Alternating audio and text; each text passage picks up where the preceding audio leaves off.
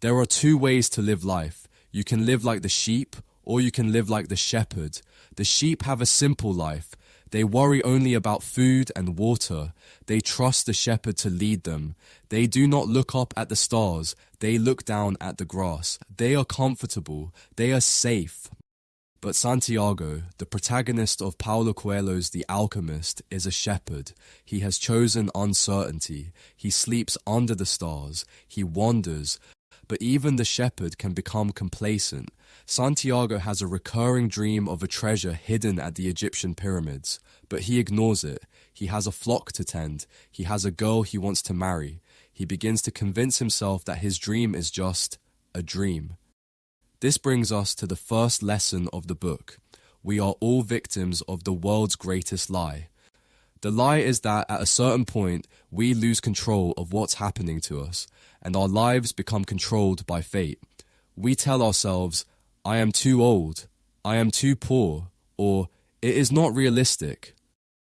Santiago meets a mysterious king who tells him, when you want something, all the universe conspires in helping you to achieve it. This is the concept of the personal legend. Your personal legend is what you have always wanted to accomplish. When we are children, we all know what our legend is, but as time passes, a mysterious force begins to convince us that it will be impossible to realize. The king gives Santiago 2 stones, Urim and Thummim, yes and no. He tells the boy to follow the omens. To realize your legend, you must be willing to give up what you are used to. Santiago sells his sheep. He trades a known future for an unknown one. This is the barrier where 99% of people stop. We prefer the misery we know to the happiness we don't. The journey is not a straight line. Santiago is robbed immediately. He is forced to work in a crystal shop just to survive. He stays there for a year. Here, he meets the crystal merchant, a character who represents the tragedy of almost. The merchant dreams of going to Mecca.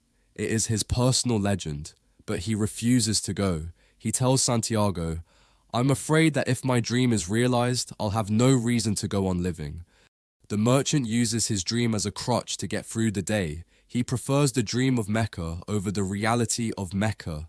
He is the person who talks about writing a book for 10 years, but never writes a page. He loves the fantasy, but fears the execution.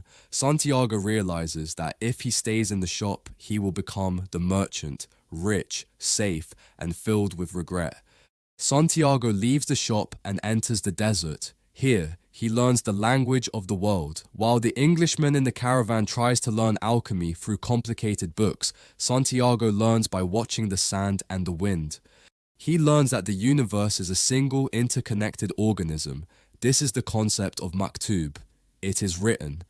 Everything is one. The sand, the wind, the gold, and the boy are all different expressions of the same thing, the soul of the world.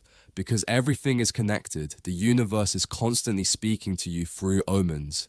Intuition is not magic. It is a sudden immersion of the soul into the universal current of life. But the desert brings a new test. Love. Santiago meets Fatima. He falls in love and wants to abandon his quest to stay with her in the oasis. He thinks she is the treasure. The alchemist warns him, you must understand that love never keeps a man from pursuing his personal legend. If he abandons that pursuit, it's because it wasn't true love. True love is not a cage, it is fuel. If Fatima is part of his destiny, she will be there when he returns. If he stays out of fear of losing her, he will eventually resent her for making him abandon his dream.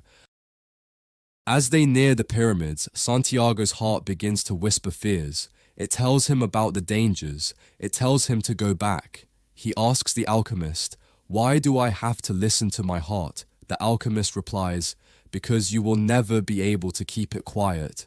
We are terrified of listening to our hearts because we are terrified of pain, but the alchemist delivers one of the most profound lines in the book. Tell your heart that the fear of suffering is worse than the suffering itself, and that no heart has ever suffered when it goes in search of its dreams. In the climax of the book, Santiago is captured by a warring tribe. To save his life, he must perform a miracle. He must turn himself into the wind. He succeeds not by magic, but by understanding that he is not separate from the wind. He realizes that the hand that wrote his history is the same hand that created the universe. He stops resisting the world and becomes the world. Santiago reaches the pyramids. He digs for his treasure, but there is nothing there. He is beaten by refugees who steal his gold. One of the attackers laughs at him and says, "You're a fool. I had a dream once too. I dreamed of a treasure hidden in an old church in Spain under a sycamore tree. But I'm not stupid enough to cross a desert just because of a dream."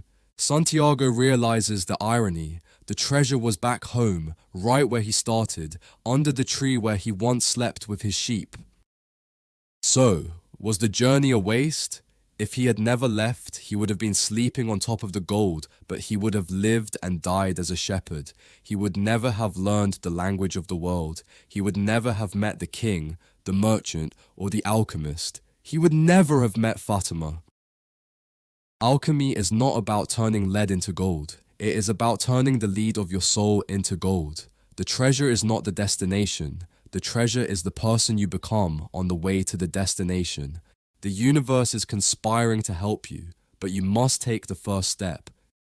Whatever you can do or dream you can, begin it. Boldness has genius, power, and magic in it.